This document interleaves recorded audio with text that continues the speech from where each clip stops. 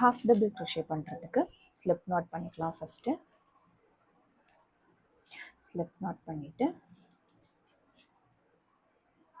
Hook insert பண்ணிக்கோங்க. இப்போது 5 half double crochets பண்ண போகிறேன்.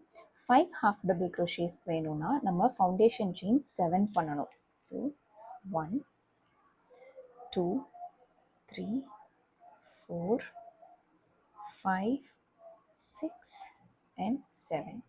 ஓகே, இப்போது நான் 2 செயின் ஸ்கிப் பண்ண போகிறேன். 7th and 6th, 5thலேருந்து ஸ்டார்ட் பண்ணணும். ஸோ 1 2 3 4 5 6 and 7 இது ரெண்டும் ஸ்கிப் பண்ணிவிட்டு என்னோட 5th செயினுக்குள்ளே இன்சர்ட் பண்ணணும். சிங்கிள் க்ரோஷேக்கு எப்படி பண்ணோம்? டைரெக்டாக நம்ம ஹூக்கை பேக் லூப்பில் இன்சர்ட் பண்ணி yarn over பண்ணியாச்சு. பட் ஹாஃப் டபுள் க்ரோஷேக்கு இன்சர்ட் பண்ணுறதுக்கு முன்னாடி 5th செயினில் இன்சர்ட் பண்ணுறதுக்கு முன்னாடி yarn over பண்ணிவிட்டு அதுக்கப்புறமா இன்சர்ட் பண்ணணும். ஓகே, இப்போ பேக் லூப் சம்டைம்ஸ் நம்ம என்ன நினச்சிப்போம்னா இதையும் பார்த்து ஆல் 3 லூப்ஸ் இருக்குது அப்படின்னு நினச்சிப்போம். கிடையாது, இது நம்மளோட பேக் லூப் மட்டும்தான். இந்த பேக் லூப்குள்ளே போயிட்டு yarn over பண்ணி இப்படி கொண்டு வரணும். அதுக்கப்புறமா இந்த மாதிரி 3 லூப்ஸ் கிடைக்கும். when you have 3 லூப்ஸ் வந்ததுக்கப்புறமா yarn over பண்ணி இந்த 3 லூப்ஸ்குள்ளேயும் கொண்டு வரணும். சிங்கிள் க்ரோஷேக்கு நமக்கு 2 லூப்ஸ் மட்டும்தான் இருக்கும். பிகாஸ் yarn over பண்ணாமல் டைரெக்டாக நம்ம இன்சர்ட் பண்ணி பண்ணுறதுனால.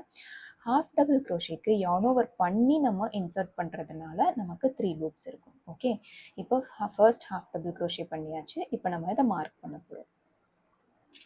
இப்போ நான் ஆல்ரெடி சிங்கிள் க்ரோஷே வீடியோவில் சொன்ன மாதிரி இந்த நம்ம ஹூக் வந்துட்டு எந்த ஸ்டிச்லேருந்து வெளியில் வந்திருக்கோ அதுதான் நம்மளோட ஃபர்ஸ்ட் ஸ்டிச். இதுதான் நம்மளோட ஃபர்ஸ்ட் ஹாஃப் டபுள் க்ரோஷே, இந்த வி. ஸோ இன்சர்ட் பண்ணுறதுமே கூட front loop and back loop. ஓகேவா, front loop and back loop mark பண்ணியாச்சு. இப்போ நமக்கு 4 ஃபவுண்டேஷன் செயின்ஸ் இருக்கும். அந்த 4லேயுமே ஒவ்வொரு ஹாஃப் டபுள் க்ரோஷே பண்ண போகிறோம்.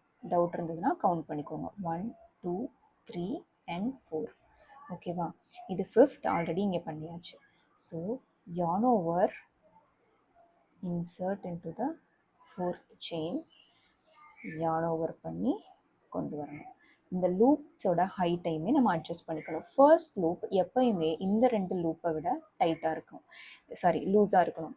அப்படி இல்லைன்னா நம்ம இப்படி yarn over பண்ணி கொண்டு போகும்போது ஸ்டக் ஆகிடும். ஸோ ஃபர்ஸ்ட் லூப் எப்பயுமே லூஸாக இருக்க மாதிரி பார்த்துக்கோங்க. இப்படி கொஞ்சம் புல் பண்ணிங்கன்னா போதும், அது லூஸ் ஆகும். இப்போது yarn over பண்ணி புல் த்ரூ பண்ணியாச்சு. ஸோ தேர்ட் செயின் முடிஞ்சு, செகண்ட் செயின் முடிஞ்சு. இப்போ 1 2 3 more chains left.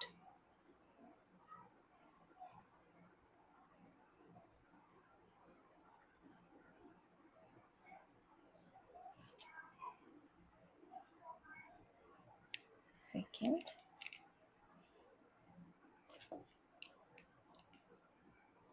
last chain,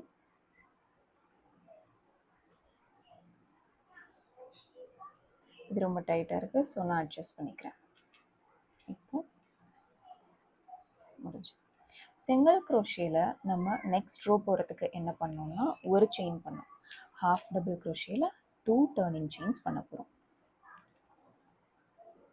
1 and 2 turning chains பண்ணிவிட்டு டர்ன். புக் பேஜ் எப்படி டர்ன் பண்ணுவோம்னு சொல்லியிருந்தோம்ல, அதே மாதிரி டர்ன் பண்ணிடுவோம். இப்போது இந்த 2 செயின்ஸ் இதான் டர்னிங் செயின்ஸ்னு சொல்லுவாங்க. இந்த 2 செயின்ஸை ஸ்கிப் பண்ணிவிட்டு இதுலேருந்து ஸ்டார்ட் பண்ணணும். இங்கேருந்து கவுண்ட் பண்ணிங்கன்னா நீங்கள் மார்க் ஸ்டிச்சை ரீச் ஆகும்போது உங்களுக்கு 5 வரும். 1 2 3 4 and 5. இங்கேருந்து 1 2 3 4 and 5. ஸோ நம்ம இங்கேருந்து தான் ஸ்டார்ட் பண்ணணும்.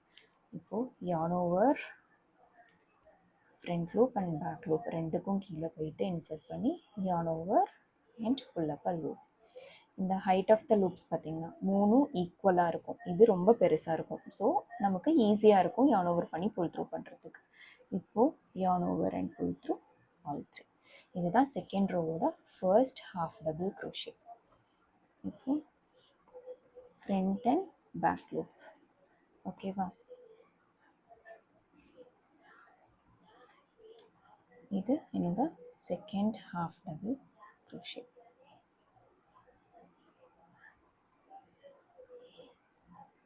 Third, 4th,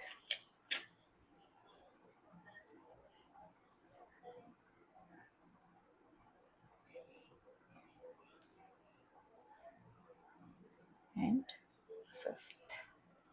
ஓகே, இப்போ நெக்ஸ்ட் ரோ பண்ணுறேன். நெக்ஸ்ட் ரோ ஸ்டார்ட் பண்ணுறதுக்கு செயின் 2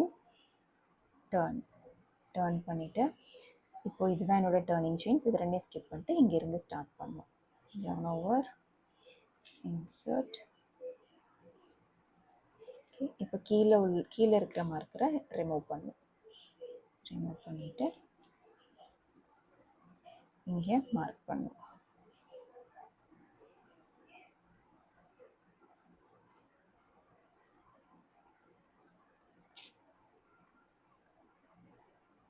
Two,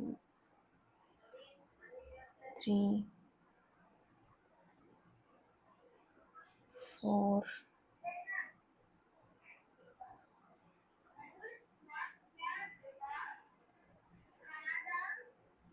5. ஓகே, 3 rows முடிஞ்சது. இப்போ 4th row கூட செயின் 2 பண்ணி டர்ன் பண்ணி இங்கேருந்து ஸ்டார்ட் பண்ணுவோம். ஸோ ஹாஃப் டபுள் crochet முடிஞ்சது. இப்போ நான் ட்ரிம் பண்ணோன்னா செயின் 1 மட்டும் பண்ணி கொஞ்சமாக டெயில் லேஸ் பண்ணிவிட்டு கட் பண்ணி